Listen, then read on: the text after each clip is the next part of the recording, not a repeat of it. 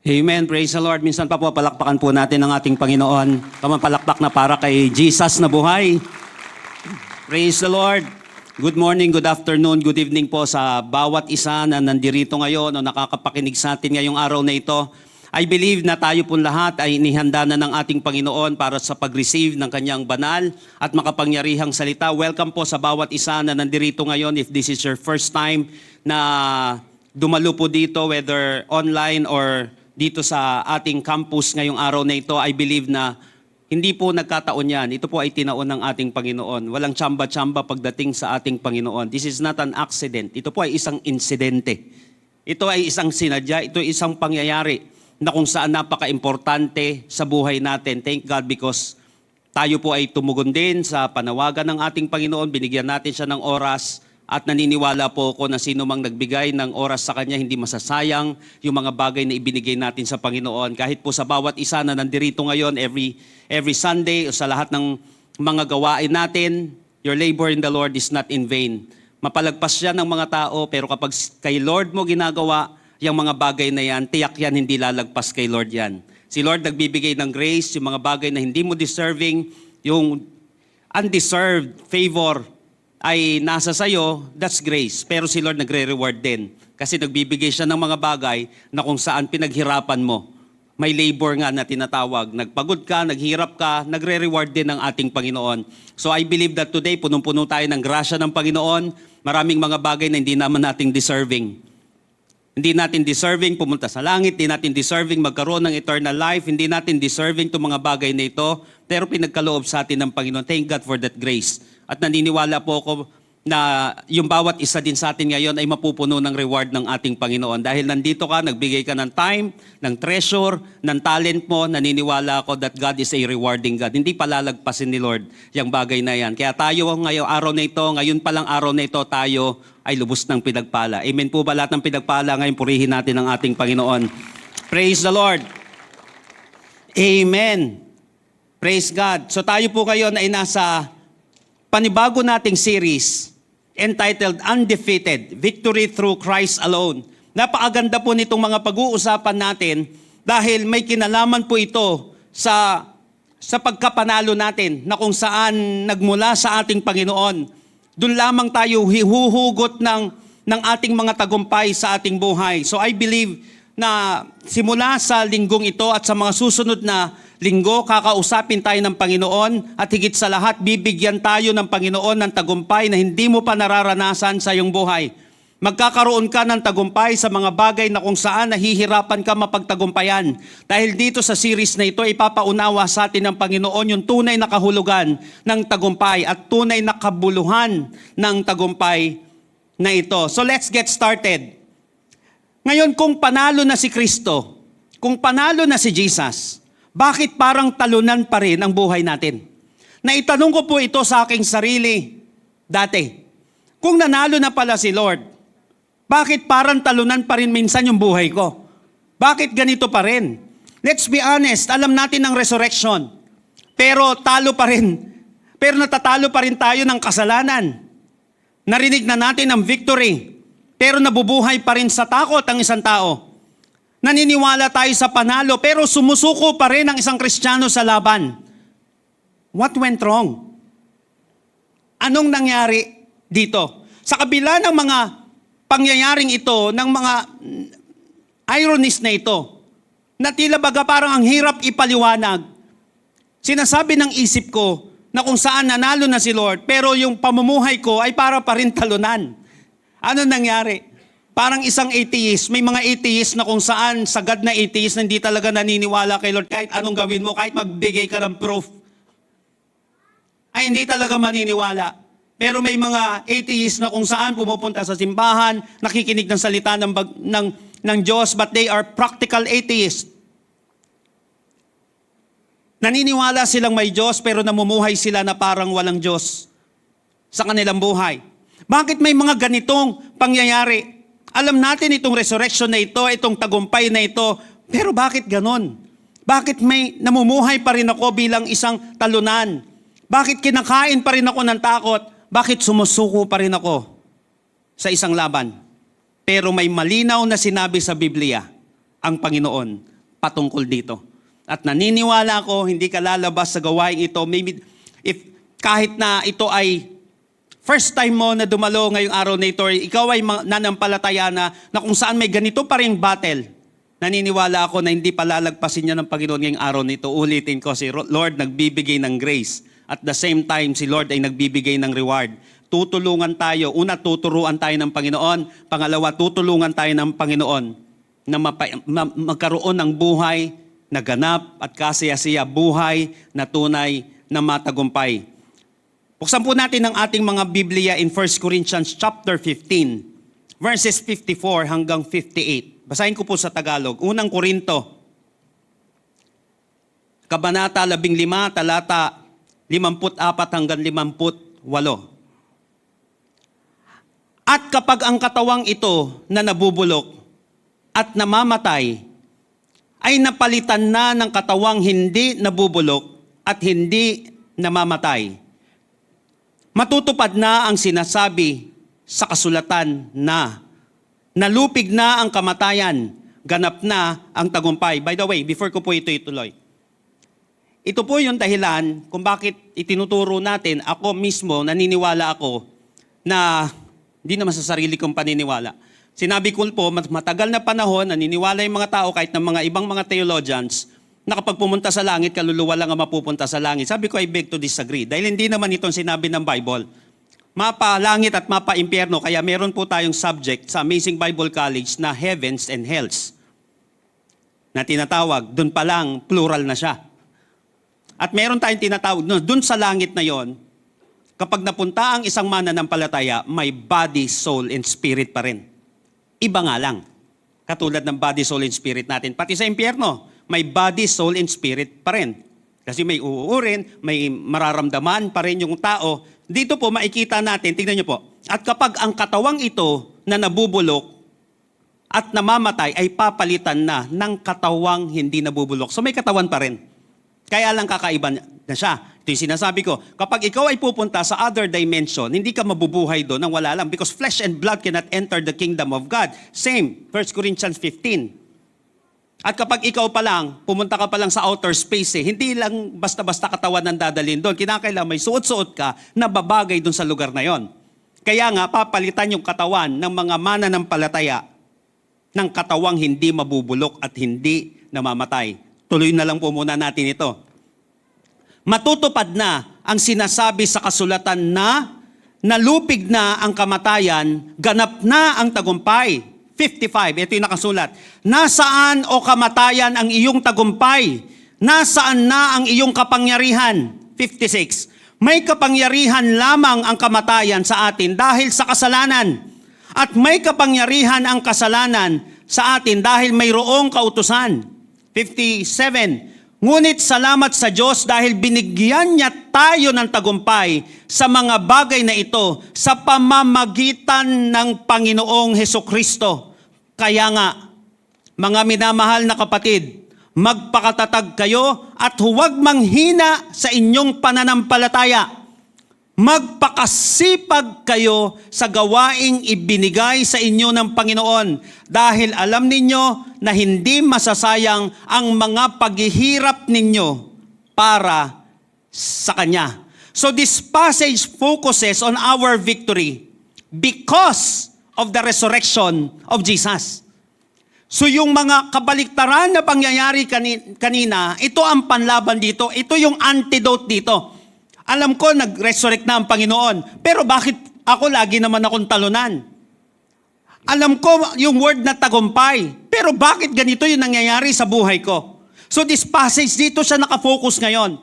Sa victory natin because of the resurrection of our Lord Jesus Christ. Anong kinalaman nito? Ika nga po ni John Piper, the resurrection is the victory of God that becomes the victory of His people.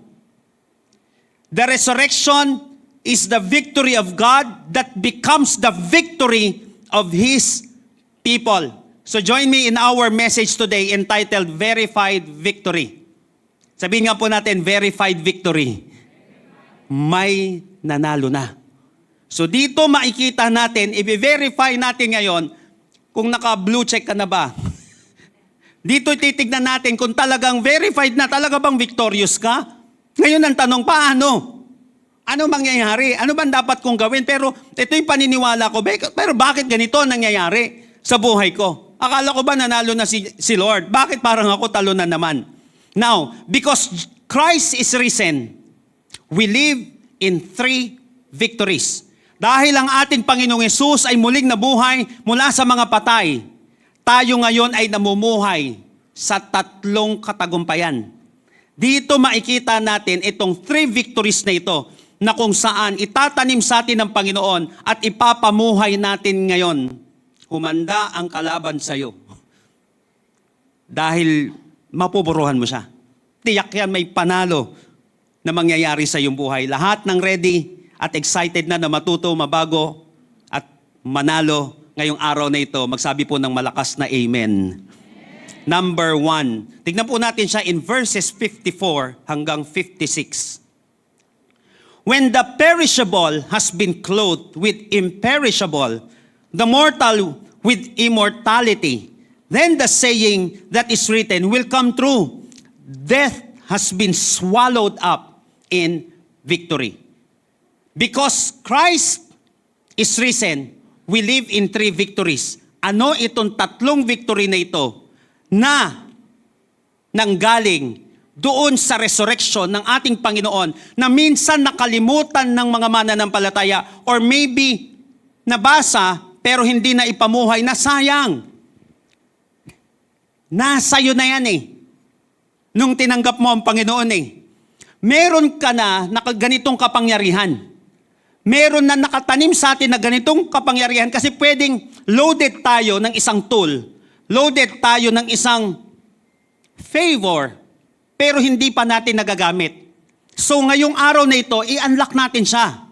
Ngayong araw na ito, gamitin natin siya. Kinakailangan malaman mo na mayroon kang ganito na tagumpay. Okay? Number 1. Because Christ is risen, we live in 3 victories. Number 1 is victory over sin. Victory over sin. Oh, death, where is your sting? The sting of death is sin. Kaya nakalagay dun sa 56, the sting of death is sin. Alam niyo po, yung Greek word na sting, ang ibig sabihin po nito ay tusok, lason, poison, or deadly point. Patusok, tapos lason. Ang ibig sabihin nito, itong kentron na ito sa Greek, ibig sabihin deadly point siya. Therefore, ang kasalanan ay lason na pumapatay. Ulitin ko yung sting dito, lason na pumapatay. Noong nakaraan, doon po kami sa farm ng aking pinsan, doon sa Batangas. Mamaya dyan, pinapapasok nila ako ni Pastor Adana, saka ni Jazz yata, doon sa kwarto. May bee. Doon, alam naman natin, may sting yun, di ba? May tusok yun na pag tumusok sa'yo, medyo may kamandag din. Itong bee na ito. Parang ganito siya. Itong kentron na ito, ibig sabihin, tusok, lason, deadly point siya. So yung sting na ito ng sin, ibig sabihin, lason siya na pumapatay sa isang tao. Kung alam lang ng tao, yung mga bagay na pinapayagan niya na mangyari sa kanyang buhay, bakit pinapatay natin? Ayaw natin na makagat tayo ng scorpion, ng bee, iniiwasan natin. Kasi alam natin, pwede tayong lasunin nun pag tinamaan tayo ng sting niya. Ganon din yung sin. Pag tumama yan sa isang tao, lason niya na pumapatay. Laging kong sinasabi in the book of Hosea, alam niyo po, nakalagay doon, ang kasalanan, nakakabobo yan Kahit na anong tinuro sa atin sa eskwelahan, kahit na narating mo yung pinakamataas na antas ng pag-aaral, pag tinamaan ka ng kasalanan, maniwala ka. Hindi mo i-apply yung mga bagay na tinuro sa'yo ng mga magulang mo. Ang hirap i-apply ng mga bagay na natutunan natin sa eskwelahan, na natutunan natin sa mga nauna sa atin. Kasi tinamaan na tayo Nakuha po natin, ganong kabagis to. Yung sting ng sin na yan. Sisira ng pamilya yan, sisira ng buhay yan, sisira ng pangarap yan, sisira ng pagkatao yan. Ganyang kabangis yung sting na to. Kentron, deadly point. So ang kasalanan ay laso na pumapatay. Pero, sabihin nga po natin, pero Pero dahil sa resurrection ng Panginoong Hesus, nawala yung kapangyarihan ng kasalanan. Nawala yung kapangyarihan ng kasalanan. So hindi ka naalipin ng kasalanan kung ikaw ay mananampalataya. Iba yung nagkakasala sa alipin ng kasalanan. Nakuha po natin, hindi naman tayo perpekto. Sabi sa 1 John, sino man ang magsabi na hindi siya nagkakasala, sinungaling yun. Nakuha po natin, pero iba yung alipin tayo. Iba yung kontrolado tayo. Ang mahirap yung mananampalataya na kokontrol siya ng kasalanan. Pero teka lang, meron ka ng panalo. You have victory over sin. Kailangan malaman ng isang mananampalataya na hindi na siya alipin ng kasalanan, na hindi na siya controlled ng dating buhay. May power ka na to say no. Madami ako naririnig ng mga mananampalataya pag nagagalit. Hubarin ko kaya itong pagiging Kristiyano ko. Teka lang. Itong ganito. Ako hindi ko marirealize. Alam po yan ng ibang mga nandito na nakita yung dati kong buhay. Thank God, wala nang picture ng dati kong buhay. Sa picture kasi nakakahiya. Pero may mga tao pa rin na nakakaalam ng mga madilim na parte ng buhay ko. Alam po nila yon kung paano ako nawawala sa sarili, nagdidilim yung paningin ko. Pero nung mananampalataya na ako, narinig ako mga Christian na gano'n, sabi ko, maybe nagagalit ako, ba't di ko nababalikan yung dating buhay na yon? Bakit may tagumpay ako dun sa kasalanan na yon? Hindi na ako kontrolado ng dati kong buhay. Pwede ako magkamali, pero pwede rin akong mamili na huwag gawin yon. Pag hindi ako mananampalataya, pwede pa makontrol niya ako. Pero kapag si Jesus ay nasa akin, dahil sa kanyang muling pagkabuhay, wala na siyang karapatan na hawakan ng leeg ko. Kaya maniwala ka, ikaw na mananampalataya, hindi ka nahawak sa leeg ng kaaway. Kung ikaw ay nananampalataya kay Jesus, may karapatan ka na at kapangyarihan ka na mapagtagumpayan ang kilos ng kalaban sa iyong buhay. Come on! May power ka na to say no. Sin no longer reigns where Christ truly lives. Uulitin ko po, sin no longer reigns where Christ truly lives. Kapag namumuhay sa atin ng Panginoon, tignan mo hindi pwedeng dalawa naghahari sa buhay mo eh. Hindi pwedeng dalawa naghahari sa buhay ko. Isa lang dapat ang may trono dito. It's either sin or the Savior. Kapag si Kristo ang hari ng buhay ko, hindi na hari ang kasalanan. Ibig sabihin, kontrolado na natin siya at hindi na tayo ang may kontrol sa Kanya. Nakuha po natin, pag nailagay sa puso't isipan niya ng isang mananampalataya, maniwala ka. Sabi mo sa katabi mo, maniwala ka. Magtatagumpay ka. Kaya mong pagtagumpayan. Stop believing the lie na hindi mo kaya. Kaya mo kung si Jesus ay nasa iyo. So, pwede mong i-reject ang temptation. I-remind mo ang sarili mo na hindi na ako alipin nito. Na hindi na tayo alipin ng kasalanan. Pwede na tayong mamuhay sa righteousness. Ibig sabihin, panalo ka na. Huwag kang bumalik sa dating pagkatalo. Panalo ka na. Sabi mo sa tabi mo, panalo ka na. Declare it right now. Panalo ka na. So because Christ is risen, number one, dahil sa resurrection na yon, we live in 3 victories. Number 1, victory over sin. Yung sting na yon, naalala ko, di ba sa life retreat natin, bakit nilagay si Lord sa krus? Yung krus dati, ito ay sign ng curse. Kapag nilagay ka dati, during Roman Empire, pag ikaw ay pinako sa krus, ibig sabihin nilagay ka sa lugar ng sumpa. Sumpa kasi ang krus sa kanila. Nakuha natin siya. Bakit nilagay doon si Jesus Christ? Para mawala ang iyong sumpa. Nilagay siya sa lugar ng sumpa para mawala ang iyong sumpa. Kaya nga si Jesus Christ, binitbit niya ang lahat ng iyon sa krus ng Kalbaryo.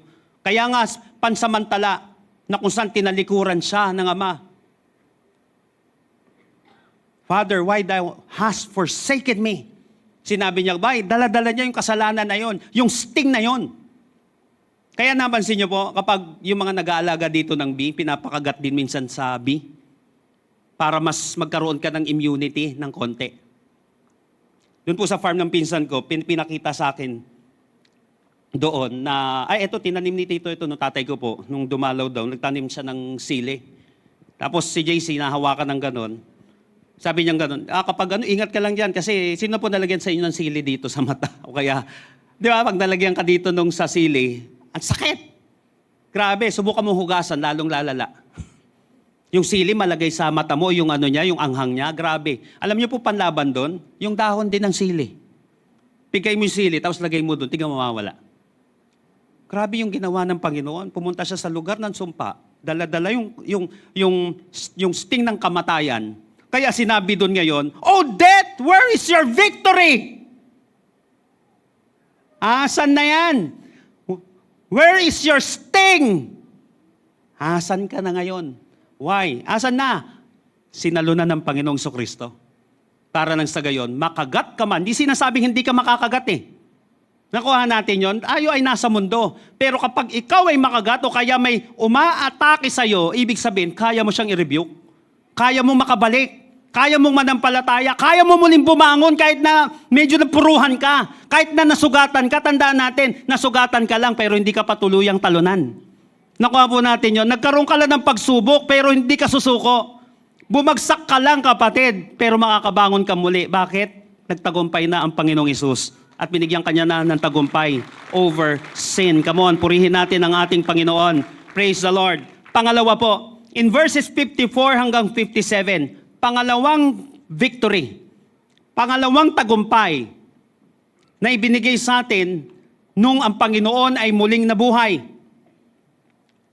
54, when the perishable has been clothed with the imperishable and the mortal with immortality, then the saying that is written will come true. Death has been swallowed up in victory. Tingnan nyo Death has been swallowed up in victory. Oh, where, O death, is your victory? Where, O death, is your sting? The sting of death is sin, and the power of sin is the law. 57, but thanks be to God. He gives us victory through our Lord Jesus Christ. Pangalawang victory na kinakailangan maalala, maipamuhay ng mga mananampalataya na naniniwala na si Jesus ay buhay. Number 1 is the victory over sin. Number 2 is the victory over death. Victory over death. Oh, death, verse 55, where is your victory? Oh, death, where is your sting? Alam niyo po, the word victory in Greek is the word nikos. Itong nikos na ito, ang ibig sabihin, complete conquest. Ibig sabihin, nawalis niya yung kalaban.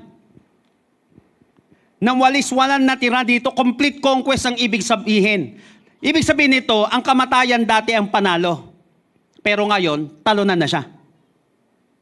Hindi sinasabi na wala siyang existence. Kasi ang isang bansa na natalo, hindi ibig sabihin na wala na yung citizen doon. Pero yung mga citizen doon na dating kalaban, talunan na sila ngayon. Under na sila. Slave na sila ng mga nanalo sa kanila. Nakita mo natin yon? Existing pa naman ang sin ngayon eh. Pero bakit dito may complete conquest? Dati kasi, panalo ang kasalanan sa buhay mo. Pero ngayon, talunan na siya. Nung ang Panginoong Kristo ay nasa iyo. Therefore, ang libingan ay hindi nakatapusan. Ang kamatayan ay daanan lang ng mananampalataya. Meron na kasing victory over death ang isang mananampalataya. Ulitin ko, ang libingan ay hindi nakatapusan sa isang mananampalataya. Ang kamatayan ay daanan lang ng isang mananampalataya. At hindi siya katapusan. Kaya nga may eternal life ang isang mananampalataya. John 3:16, for God so loved the world that He gave His one and only Son, that whosoever believes in Him will not perish but have everlasting life. May eternal life na. Pero dito pa lang, kung babalikan po natin yung verse 22, the 1 Corinthians 15, tingnan niyo po yung sinabi dito. Sapagkat kung paanong tayong mga tao ay mamamatay dahil sa kaugnayan natin kay Adan, ganoon din naman, dahil sa ating kaugnayan kay Kristo, tayong lahat ay muling mabubuhay. So lahat ng may kaugnayan kay Kristo, anuman mangyari sa ating katawang panlupa, muli ka daw mabubuhay. Kung may kaugnayan kay Lord. Kaya importante yung kaugnayan na yon. Importante yung connection na yon kay Lord. Dahil sa ating kaugnayan kay Kristo, tayong lahat ay muling mabubuhay. Kaya nga po sinabi ni D.L. Moody, death is not the end. It is the entrance. Kala ng kalaban, pag namatay ang isang mananampalataya, talunan siya? No way! Kala niya lang yon. Pero kapag ang isang tao may relasyon kay Lord, entrance lang yung death na yon. Wala nang kapangyarihan sa kanya ang kamatayan dahil mabubuhay siya. Yung buhay na iiwanan niya dito sa mundo, sandali lang yon. Sabihin na natin, umabot ka ng 100, konti lang yon compared mo sa eternity. Ang layo.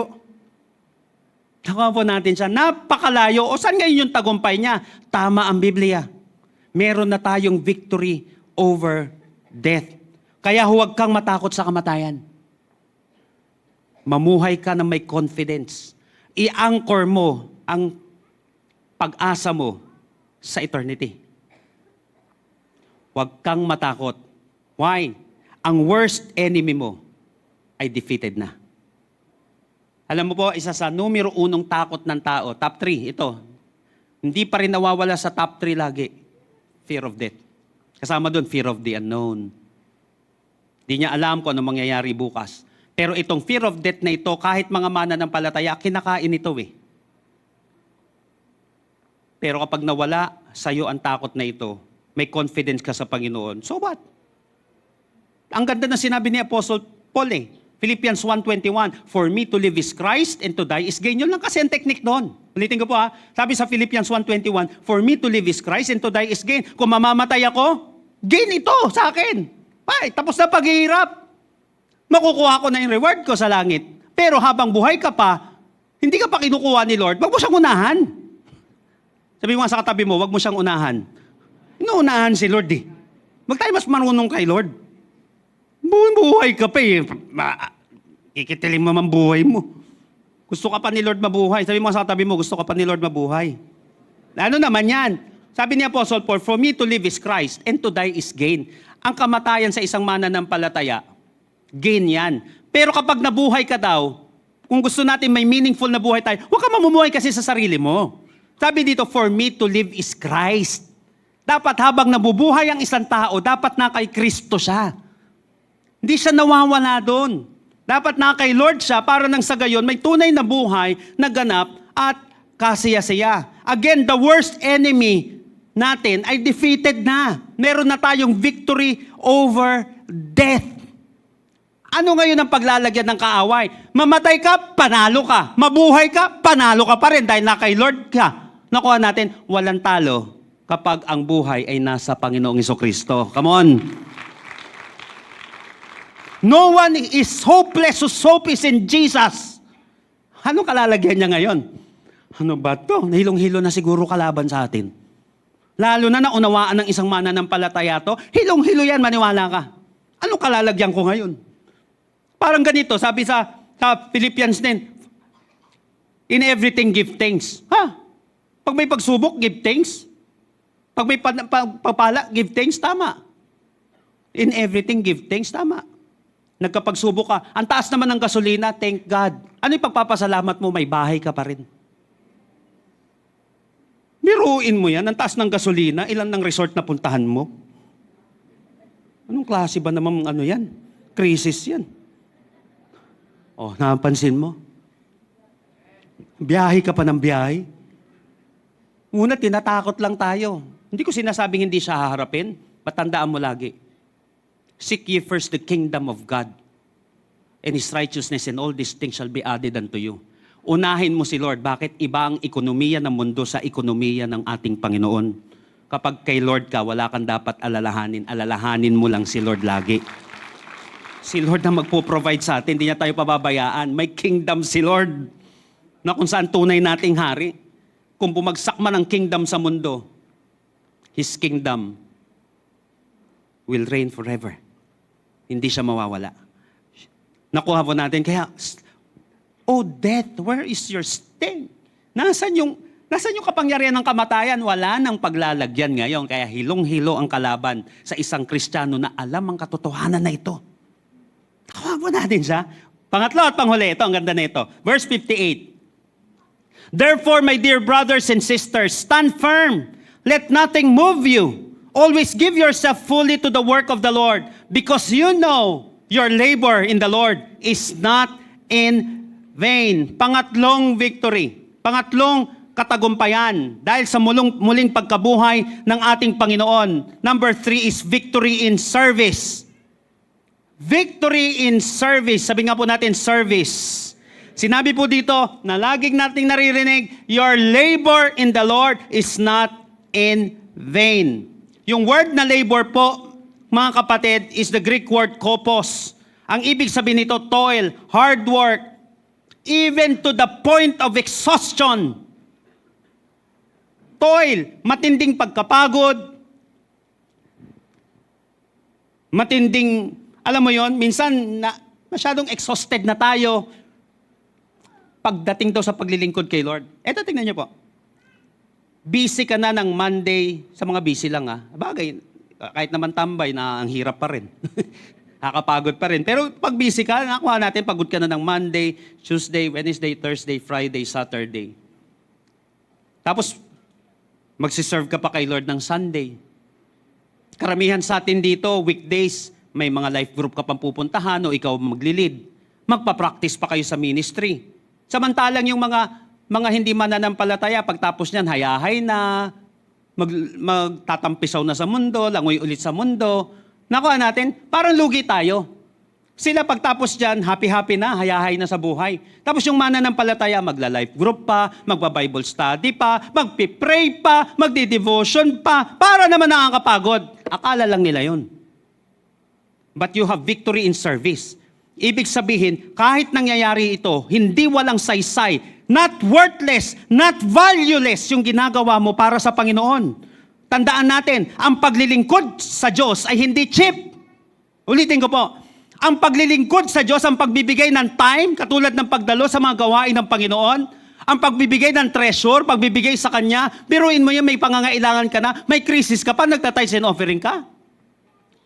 May crisis ka na, nagtatithes and offering ka pa. Ang mahal na ng gasolina, mag-expansion ka pa para sa expansion ng gawain ng Panginoon. Ano nangyayari? Are you crazy? Yun ang tawag sa mga mananampalataya. Pero sa totoo, malinaw kasi sa atin na ang paglilingkod sa Diyos ay hindi cheap. Hindi sayang ang ginagawa nating paglilingkod kay Lord. Your labor in the Lord is not in vain. May babanggitin po akong ilang mga verses dito. Exodus 23:25. Pakinggan niyo pong maigi. Exodus 23:25. You shall serve the Lord your God, and He will bless your bread and your water. I will take sickness away from the midst of you. You shall serve the Lord your God. Maglingkod ka sa Panginoon. Sinabi dito, He will bless, God will bless your bread and your water. Sabi, pagpapalain ng Panginoon yung bread and water na yon, ito yung pangangailangan mo na kailangan mo siya para ikaw ay mabuhay. Maglingkod ka daw sa Panginoon, i-bless niya yung pangangailangan mo sa ikabubuhay mo. At mayroon pa nakalagay dito, I will take sickness from the midst of you. Gagawa ng himala si Lord. Magpapagaling si Lord sa mga taong magbibigay ng time, treasure, and talent niya sa paglilingkod sa ating Panginoon. Grabe. Sa Old Testament pa lang yan. Sinabi po sa Colossians chapter 3, verses 23 hanggang 24, whatever you do, work at it with all your heart as working for the Lord. Kung ano man daw ang ginagawa natin, yung pagtatrabaho natin, sa trabaho natin, sa mga negosyo natin, gawin mo daw yan na parang ginagawa mo kay Lord, not for human masters, sabi dito. Since you know that you will receive an inheritance from the Lord as a reward. Yung mga taong naglilingkod daw sa Panginoon, makaka-receive yan ng inheritance na galing kay Lord as a reward. So anong ibig sabihin nito sa Colossians chapter 3, 23 hanggang 24? Hindi lang ito laging loob ng simbahan. Kapag ikaw ay may negosyo, kapag ikaw ay boss, kapag ikaw ay empleyado, gawin mo yon hindi na lang para sa kanila. Gawin mo yung pagkasipag mo, gawin mo yung pagkakaroon mo ng value para kay Lord. Paglilingkod kay Lord John, bukas papasok ka na ulit, although parang tinatamad pa tayo. Bukas simula na naman ang bakbakan sa trabaho. Tingnan mo, starting today, gawin mo to. As if ginagawa ko to para kay Lord. Para kay Lord, tumaluwalhati ka Lord sa ginagawa ko. Ikaw yung makita habang nagluluto ako Lord. Ikaw yung makita habang naglilid ako Panginoon. Ikaw yung maramdaman sa presentation na gagawin ko Panginoon. Sabi ni Lord, siya daw magbibigay ng inheritance sa iyo. Kahit huwag kang pagpalain ng mga human bosses, yung tunay na boss mo sa langit ang magpapala sa iyo. Kasi ginagawa mo yun para sa Kanya. Come on. Praise the Lord. Matthew 25:21. His master replied, "Well done, good and faithful servant. You have been faithful with a few things. I will put you in charge of many. Come and share your master's happiness." Parable of the talent, Matthew 25. Sabi sa verse 21, come and share your master's happiness. Kapag naglingkod ka sa Panginoon, heto maganda. Come and share your master's happiness. Tingin niyo po ba masaya si Lord sa langit? Tingin niyo po ba mga kapatid, full of happiness, full of joy ang ating Panginoon? Amen po ba? O, isi-share daw sa'yo ni Lord yun. Pag naglingkod ka sa Kanya. Yung ganong klaseng kagalakan, isi-share ni Lord sa mga taong maglilingkod sa Kanya. At sa last book ng Bible in Revelation chapter 22 verse 12, pakinggan niyo po ito. Revelation chapter 22. Revelation chapter 22 verse 12, "Look, I am coming soon. My reward is with me. And I will give to each person according to what they have done." Yung reward daw na yon, I will give, sabi ni Lord, to each person according to what they have done. Si Lord mismo ang mag-aabot ng reward sa mga taong naglilingkod sa Kanya. So lahat ng ginawa mo kay Lord may eternal value. Kaya sinabi ko, ang paglilingkod sa Diyos ay hindi cheap. Tawanan na nila ako. Dahil may iniwan akong career. Pinagpalit nyo. Sana puro dollars nakita nito. Sana puro ganito. Hindi ko pinagsisisihan yon. Yung pinagtatawanan ka dahil pa-Bible ka dun sa company mo. Yung pinagtatawanan ka kasi nagpipray ka, pagkakain ka. Yung pinagtatawanan ka na dapat itinutulog mo na lang yan ngayong araw na ito pero aaten ka ng gawain. Huwag mong intindihin ang tawa ng mundo. Mas intindihin mo yung ngiti ng Panginoon sa buhay mo. Dahil mas matindi pag napasaya mo ang ating Panginoon. Come on, praise the Lord. Lahat ng ginagawa mo kay Lord may eternal value. Walang nasasayang sa kingdom ni Lord. May reward ang ating faithfulness sa Panginoon. As Elizabeth Elliot once said, nothing done for Christ is ever wasted. Nothing done for Christ is ever wasted. Kaya nga, may victory in service tayo. Yung ginagawa mong yan kay Lord, pagbibigay mo ng oras, ng iyong kakayanan, ng mga bagay na pagpapala na meron ka, hindi sayang ang lahat ng yan. At hindi tad-tad ng rewards. Dito pa lang sa mundo, Old Testament pa lang. Serve the Lord your God. He will bless your bread and your water. He will take sickness away from the midst of you. Kuha po natin, because nothing done for Christ is ever wasted. Magpatuloy ka kahit pagod. Kahit puyat. Kahit may krisis. Maglingkod ka kahit wala nakakapansin. Maging steadfast at immovable tayo. Huwag mong intindihin yung pangungutya ng mundo. Dahil kay Jesus sa kanyang huling halakhak. Sasabihin niya, akala nyo, yung palalaitin ka, akala mo, walang kwenta yung ginawa ng anak ko habang buhay pa siya sa mundo. Akala ninyo walang kwenta. Ngayon pa nga lang, minsan nare-realize na eh. I think nasabi ko na minsan yun dito. Meron po akong kaibigan na multimillionaire. May kaibigan naman siyang billionaire. Dilala niya, pinatawag ako dito, nag-fellowship kami dun sa Chinese billionaire na yon, dun sa isang restaurant sa baba. Tapos mamaya, nagkikwentuhan lang kami. Tapos mamaya, tingin sa paligid. Siyempre may mga bodyguards ang dala, pero malalayo. Mga bodyguards niya. Alam nyo, sabi niyang ganun, kasi pastor din yung kaibigan ko na yon. Sabi niyang ganun, ang saya ng buhay nyo. Sibisip ko, ito na. Ako, ito. Tingin na, ganito yung kinikita ko araw-araw. Ilang milyon araw-araw, biruin mo araw-araw. Ito yung kinikita ko araw-araw, pero mas masaya yung buhay nyo. Sabi niyang ganun sa amin. Masaya yung buhay mo. Paano ba maging ganyan? Yun na syempre. Doon na nagsimula, yun ang purpose namin doon. Paano ba maging ganyan? How to be you? Biruin mo, tatanungin mo ako, wala nga ako at that time pambili ng sasakyan. Wala nga pambili ng sasakyan.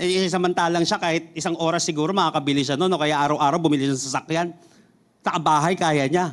Kaya lang, how to be you? Bakit ganun? Your labor in the Lord is not in vain. Ipapakita ni Lord, patutunayan ng Panginoon na hindi ka nababaliw kapag naglilingkod ka sa Kanya. Matalino ang tunay na naglilingkod kay Lord. Hindi kawawa ang sino man nagbibigay ng oras, kakayahan sa ating Panginoon. Come on, purihin natin ang Panginoon sa araw na ito. Come on, malakas na papuri sa ating Panginoon. Praise the Lord. Sa lahat na nandirito ngayon, hindi sayang ang oras na binigay mo kay Lord. Hindi sayang ang binibigay mo sa Panginoon dahil meron kang victory in service. So isipin natin lagi, yung binibigay mong time, treasure sa katalin kay Lord, hindi sayang. Sabi mo sa katabi mo, hindi sayang. Nung una akong in-invite sa church, akala ko, laki ng utang na loob sa akin ni Lord. 2 years pa naman akong in-invite eh. Tapos laging walang time, kala mo naman, pagkayaman-yaman, ang busy masyado sa buhay. Yung pala, busy lang katatambay. Kagagawa ng kalokohan, walang time. Wala akong time kay Lord eh. Kaya minsan yung mga nagaganyan na tao, tawa talaga ako. Sabi ko, parehas kayo nung may-ari ng mall sa kabila, oh. Parehas kayo may 24 hours, siya may time kay Lord, ka wala. May time siya mag-disciple, ka wala. Pare-parehas tayo may 24/7. Kaya lang talagang binigyan mo lang talaga ng oras si Lord. Nakuha po natin siya. Sadyang, mahal lang natin ang Panginoon. Sadyang, nakikita mo lang yung halaga na binigay sa'yo ng Panginoon. Kaya ginagawa natin ito. Kaya hindi sayang. Walang nasayang na oras, walang nasayang na pagod, walang nasayang na buhay na ibinigay sa ating Panginoon. Ito yung tatlong tagumpay na ibinigay sa atin sa muling pagkabuhay ng Panginoon. Sigurado na ang panalo. Parang basketball game po na alam mo na ang final score. Alam mo na ang final score, alam mo na panalo na yung team mo. Kahit nahuhuli kayo sa gitna ng laro, hindi ka magpapanik. Bakit kaya? Ba't hindi ka magpapanik? Kasi alam mo, mananalo naman kayo sa dulo eh. Nakuha po natin. Alam mo, bakit hindi ako magpapanik? Kasi sinabi naman, nanalo kami sa dulo eh. Mananalo na. Alam mo na ang ending. Ganon din po sa resurrection. Hindi pa tapos ang laban natin dito sa mundo. Tanda mo, tinapos na ni Kristo 2,000 years ago. Hindi pa man tapos ang laban natin dito sa mundo, pero sigurado na ang panalo natin. So tanungin mo ang sarili mo ngayon, namumuhay ba ako na parang panalo na ako sa kasalanan? Mas matimbang ba ang takot ko sa kamatayan kaysa tiwala sa tagumpay at muling pagkabuhay? Nagpapatuloy ba akong maglingkod kahit mahirap? Because Christ is risen. Tandaan natin. Nawa maiwan po ito sa bawat isa na nandirito ngayon. Because Christ is risen, you are not fighting for victory. Rather, you are living from victory. Hindi ka lumalaban para magtagumpay ka lang basta-basta. Hindi na ganun. Ang hugot natin, namumuhay tayo sa tagumpay ng ating Panginoon. Ang hugot mo lagi, tagumpay ni Jesus. Hindi kabiguan mo, hindi kung ano nangyari sa buhay mo, hindi yung kahinaan mo. We are not fighting for victory. We are living from victory. So after everything has been said and done, after nating marinig itong mga bagay na ito ngayong araw na ito, how can you experience the power of Christ's resurrection? Ito na ngayon, as we end this. Paano ko mararanasan, paano ko ma-experience yung kapangyarihan ng resurrection ni Jesus? Ano itong kapangyarihan ni Jesus na ito? Victory over sin, victory over death, victory in service. Ngayon ang tanong, automatic ba siya? Na lahat ng tao magkakaroon agad nito?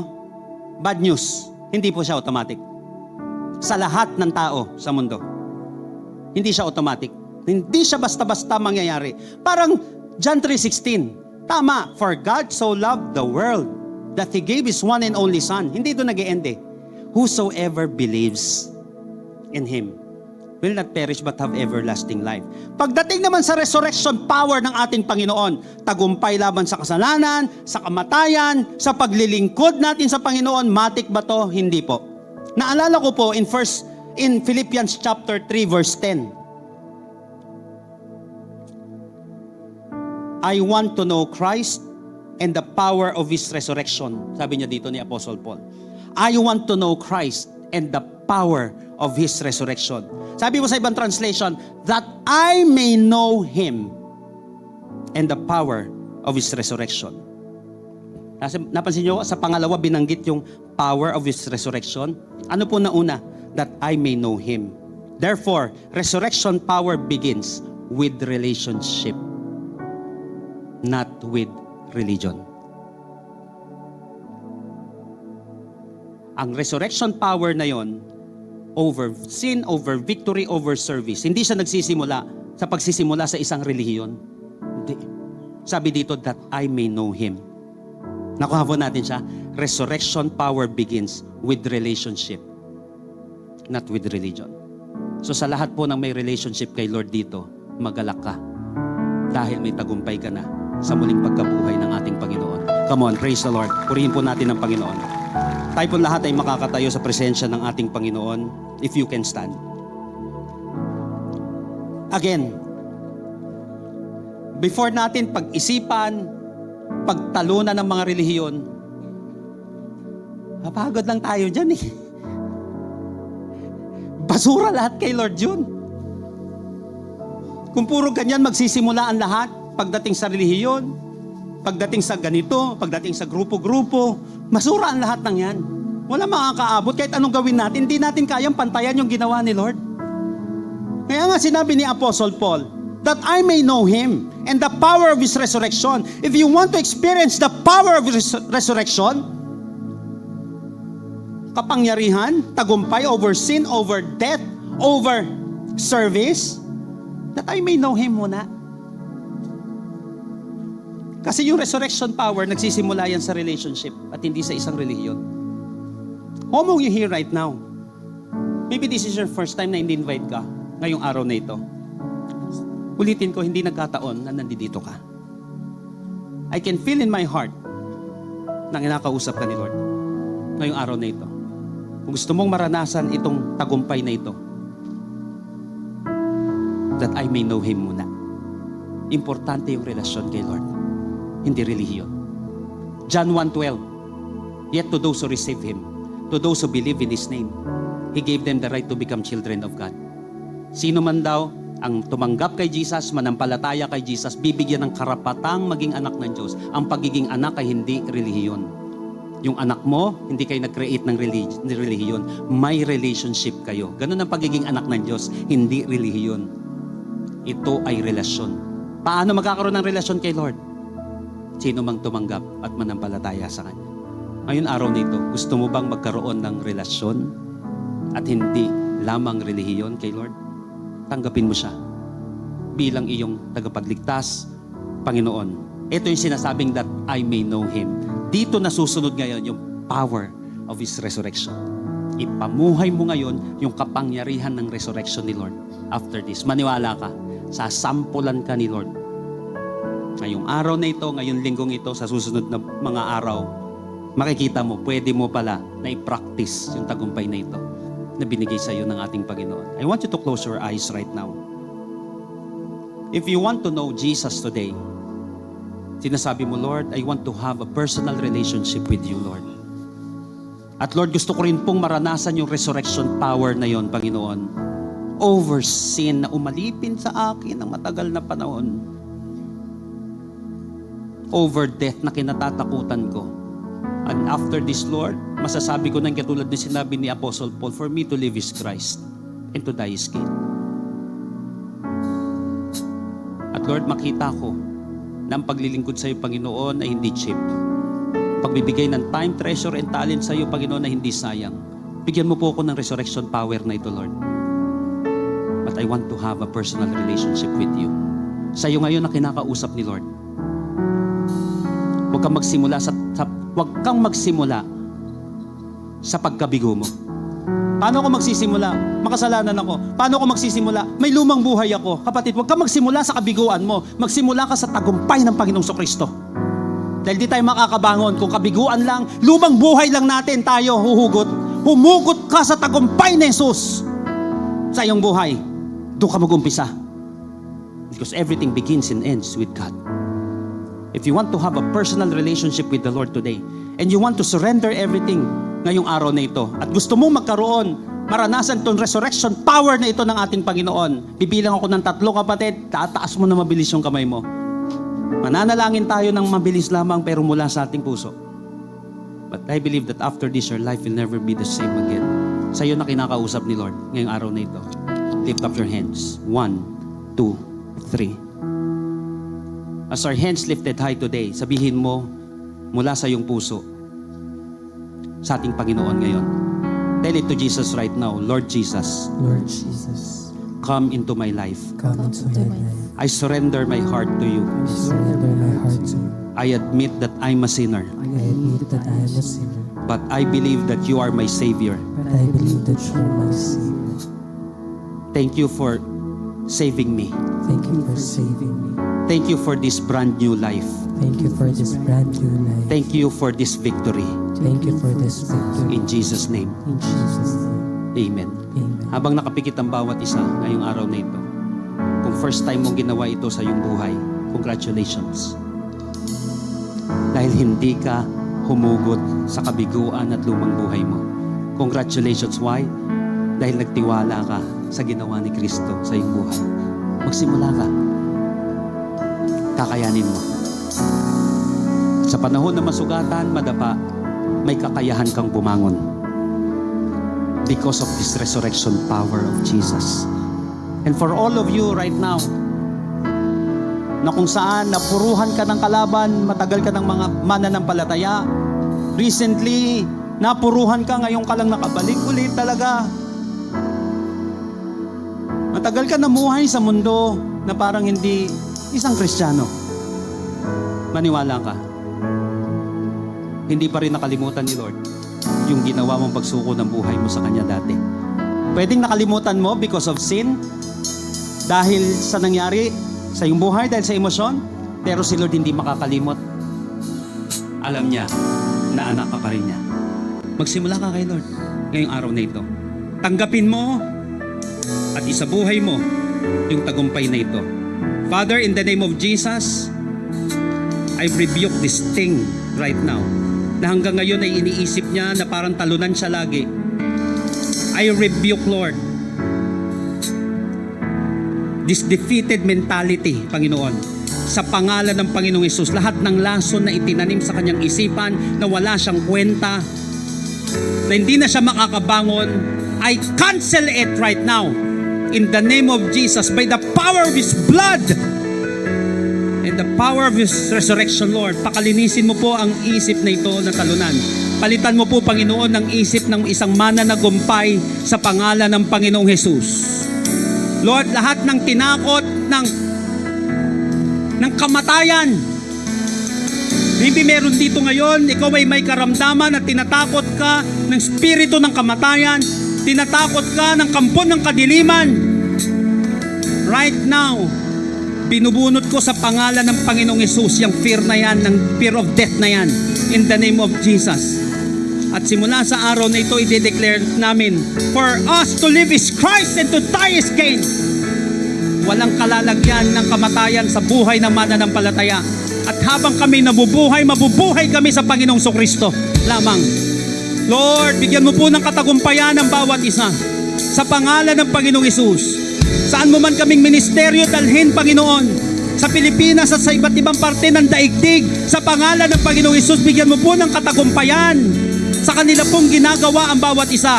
Lord, bigyan mo po ng reward in the name of Jesus. I pray, God, for this reward in the name of Jesus. Matagal ka na kay Lord at marami ka nang ginawa para sa Panginoon. Ngayong oras na ito, kapatid, tanggapin mo ang mga pagpapalang ito na mula sa ating Panginoon. God is a rewarding God. Meron dito may karamdaman ngayong araw na ito. May i-rewardan si Lord ng healing ngayong araw na ito. God will reward vision today. God will reward strength today. God will reward peace which transcends all understanding today. Come on, lumapit ka kay Lord. Bibigyan kita ng 30 minutes, 30 seconds hanggang 1 minute. Come to Jesus. Ilapit mo kay Lord yan. Kausapin mo si Lord. Maybe this is your first time na gagawin mo ito. Do it. Nakikinig si Lord sa'yo. Hindi na sayang ang ginawa mong pagpunta sa gawain ito. Your labor in the Lord is not in vain. Somebody in this place right now, binibigyan ng kagalingan ng Panginoon. The Bible said that by His wounds, we are healed. Sapat ang dugo ni Kristo sa iyong kalayaan, sa iyong kagalingan, sa iyong kaligtasan. Sa pangalan ng Panginoong Hesus, heal this person right now in the name of Jesus.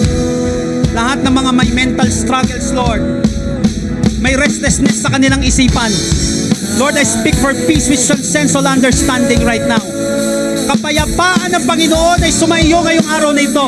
Hindi ka niya pababayaan at hindi ka niya iiwan. Bigyan mo po, Panginoon, ng kagalakan sa puso ang bawat isa. Bigyan niyo po, Panginoon, ng kalayaan ang bawat isa ngayong araw na ito. Kalayaang manalangin, kalayaang sumamba, kalayaan, Panginoon, na magpuri, magpasalamat sa dakila mong pangalan, Panginoon. Freedom, Lord. Freedom, freedom, freedom. In the name of Jesus. Oh, let your healing touch, Lord, flow in this place. Lord, I pray for happiness, Lord, for joy in the Lord. Bigyan mo po ng kagalakan na nagmumula sa iyo ang bawat isa. Kapayapaan na nagmumula sa iyo. Ngayong oras nito, tanggapin mo, kapatid, ang mga pagpapalang ito ng ating Panginoon. Tanggapin mo ang kagalingan. Tanggapin mo ang kapayapaan. Tanggapin mo ang biyaya na galing sa ating Panginoon ngayong araw na ito. Receive it right now in the name of Jesus. Come to Jesus right now. Lift Him up. Itaas mo yung mga bagay na yan na pinagdadaanan mo kay Lord. Nakikinig ang ating Panginoon. Nais niyang iparanas sa iyo ang tagumpay na napakinggan mo. Spirit of God, reign in this place. Envelop this place with your presence, Lord.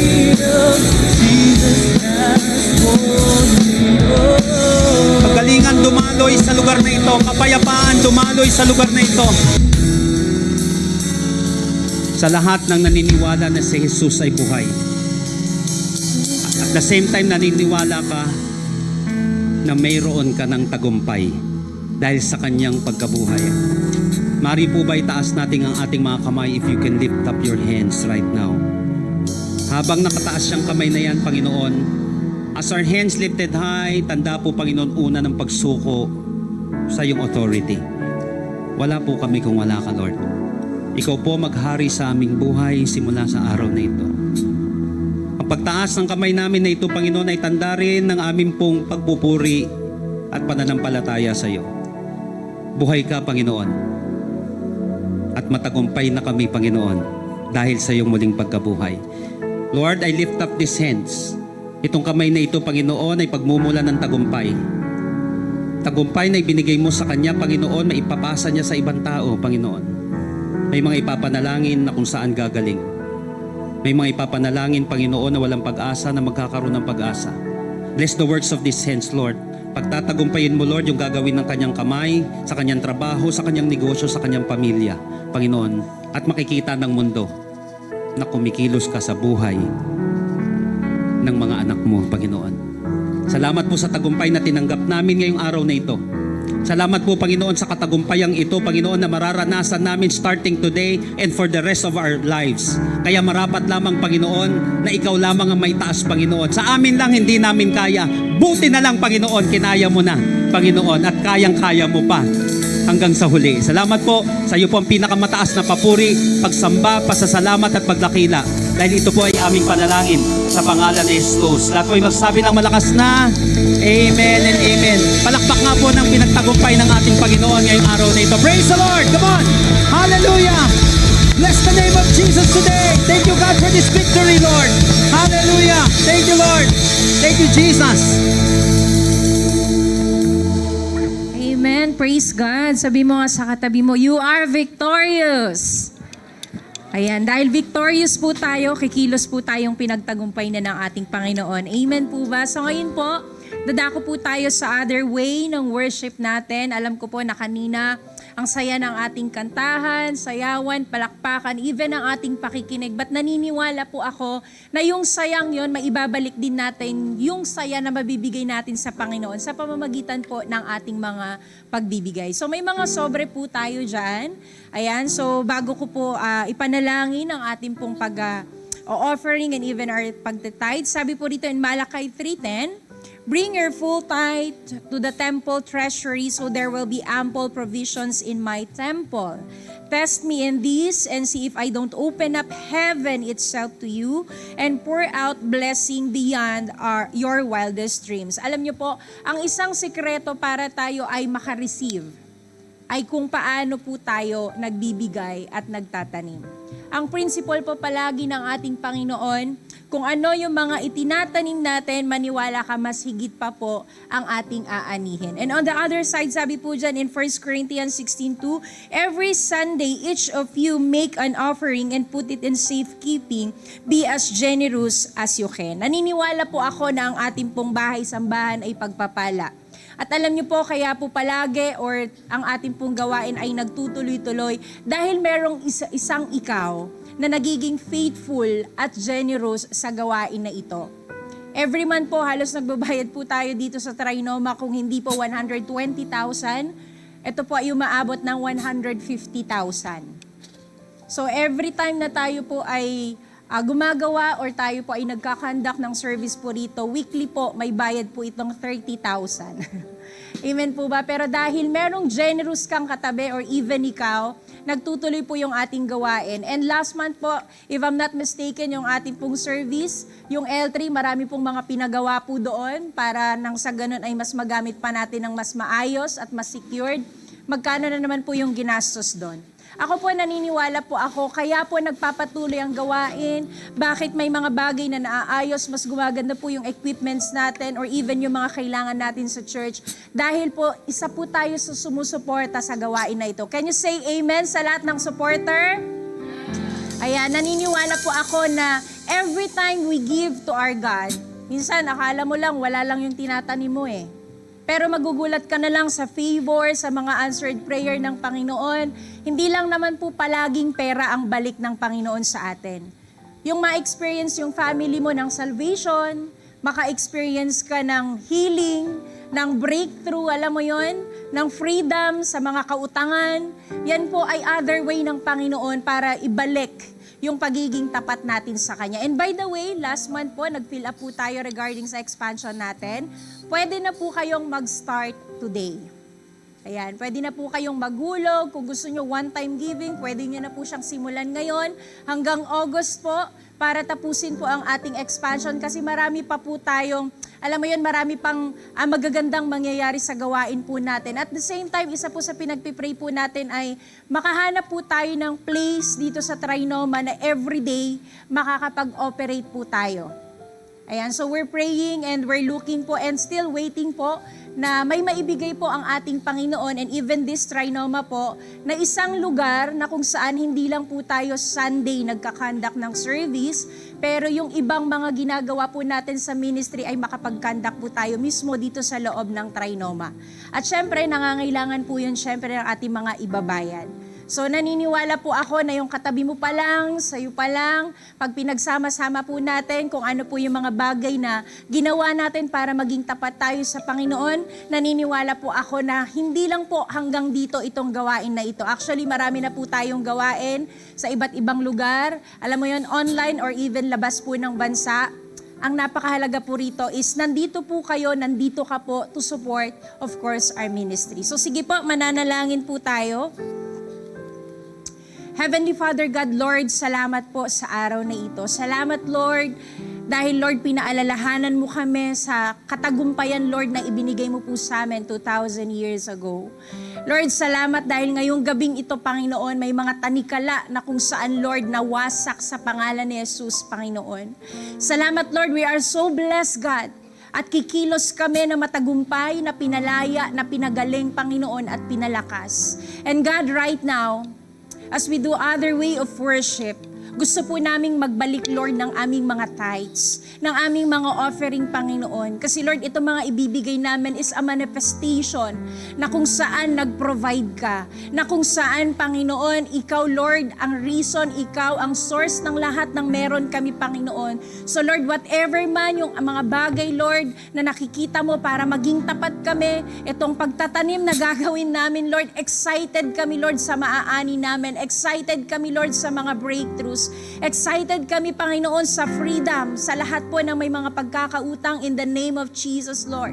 I pray financial freedom. I pray breakthrough, Panginoon, sa lahat ng may mga sakit, Panginoon. Naniniwala ako, natataniman niya po ito, Panginoon, kasi, Lord, you are a great healer and you are a miracle worker in the name of Jesus. Lord, I pray, Lord, na patuloy mong pagtatagumpayin, i-expand ang bawat isa, Panginoon, multiplication sa mga businesses, God. Promotion sa lahat ng mga nagtatrabaho, Panginoon. Or meron dito, God, nananalangin siya sa pagpapakasal niya, Panginoon. Lord, you will provide.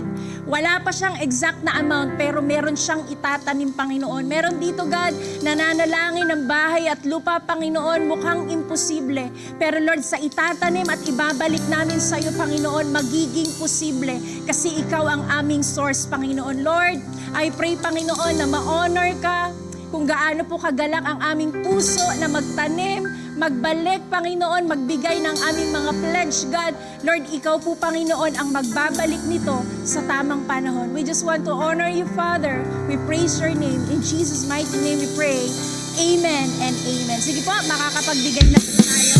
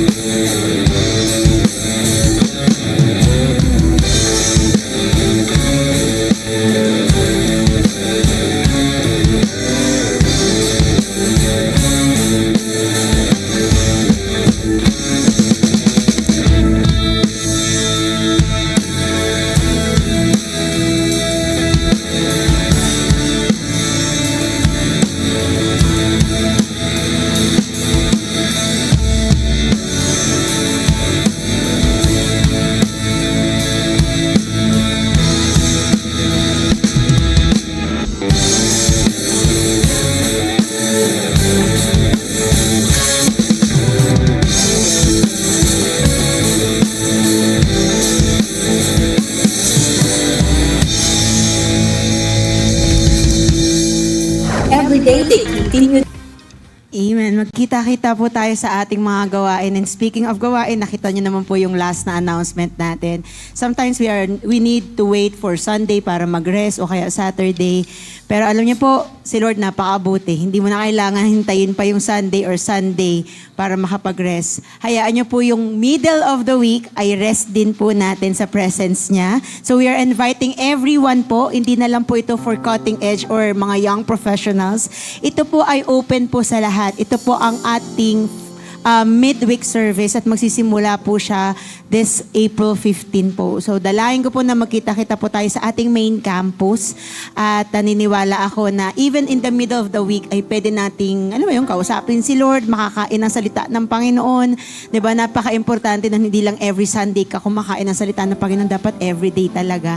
Kaya gayahin natin yung early church. Actually, yung Book of Acts, yung sinabi po doon, kaya sila nag-grow kasi devoted sila sa salita ng Panginoon. Kaya sila nag-grow kasi hindi sila napagod sa pag-attend ng mga gawain. Kaya sila nag-grow kasi they give a high priority sa Panginoon at ang relationship po nila sa Panginoon. So, dalangin ko kung wala namang gagawin or masyadong ginagawa ng Wednesday night, yung katabi mo, kung hindi naman siya may pasok.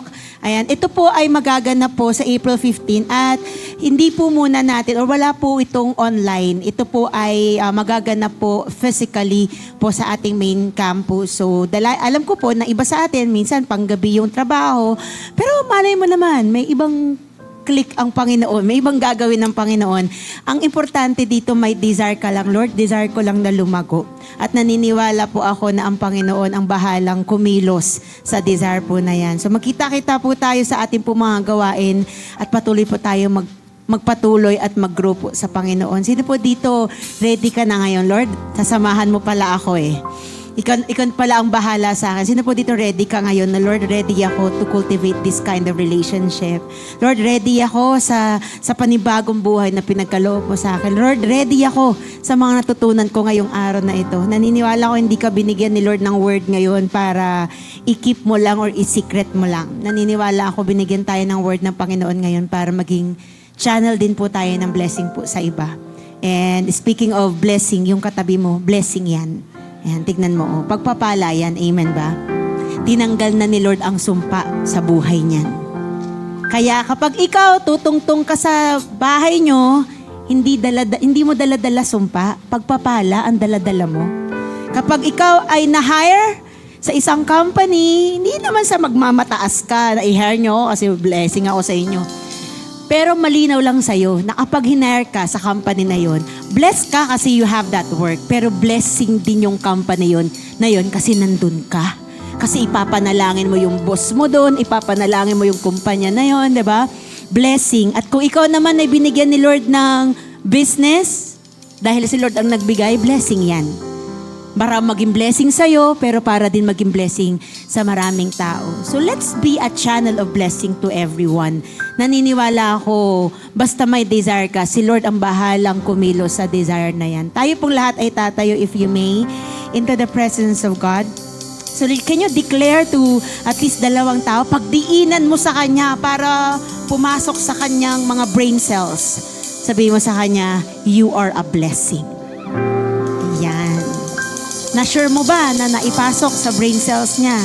Para paglalabas siya dito, hindi siya malugmok, hindi siya kawawa, isa siyang pagpapala. Amen po ba? Hindi ka kawawa, isa kang pagpapala. Kung may pinagdadaanan ka man ngayon, blessing pa din yan.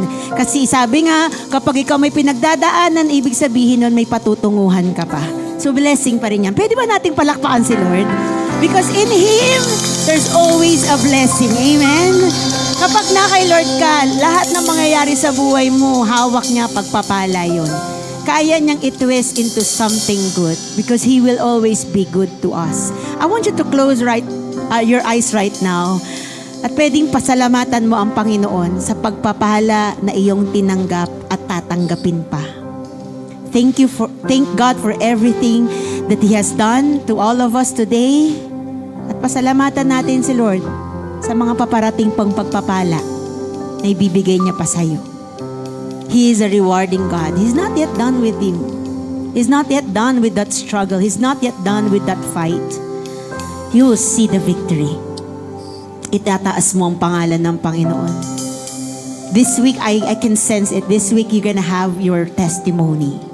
Di ko alam kung sino ka, pero maniwala ka. Sa tindi ng battle na pinagdaanan mo, you're gonna have the victory. Because you have Christ. Thank you, Father God, for everything that you've done. Thank you for the assurance ng aming pagkapanalo. Thank you, Lord, sa sure na victory na meron kami. Thank you, God, because we're living from that victory that you have for us. Lord, today we are going to leave this place hindi talunan, hindi kawawa, hindi lugmok, hindi bumagsak. Lalabas kami ng lugar na to, inangat mo po. Binigyan mo ng panibagong buhay. Lalabas kami ng lugar na ito, Panginoon, pinagpala. Lalabas kami ng lugar na ito, Panginoon, panalo na. Thank you, Father God. Lord, hayaan mo po, nadadalhin din po namin itong victory na ito. Saan man kami magpunta sa araw na ito and for the rest of this week. May your blessing be upon us. And Lord, I pray that you use us mightily to become a blessing to other people. Ingatan mo po ang bawat isa. May we continue to enjoy everything that you have for us for the rest of this day, God. Salamat po, Panginoon. If you may, you can raise your hand. Receive this benediction from the book of Numbers. Dahil nanalo na si Lord, He wants you to not just mapuno ng pagpapala. Gusto niya ikaw ay umaapaw sa pagpapala. So amazing people of God, may the Lord bless you and take care of you. I receive. May the Lord be kind and gracious to you. I receive. And may the Lord look on you with favor and give you peace. I receive. Father, we receive all these things in the mighty name of Jesus. And everybody will say aloud, Amen. God bless everyone. See you for next Sunday. You are my freedom, we lift you higher. You are my freedom, we lift you higher. Come on. You are alive in us, nothing can take your place. You are all we need, your love has set us free. Whoa, you are alive in us, nothing can take your place, Lord. You are alive in us, nothing can take your place, Lord.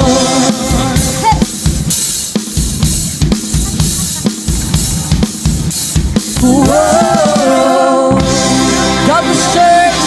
See you next Sunday.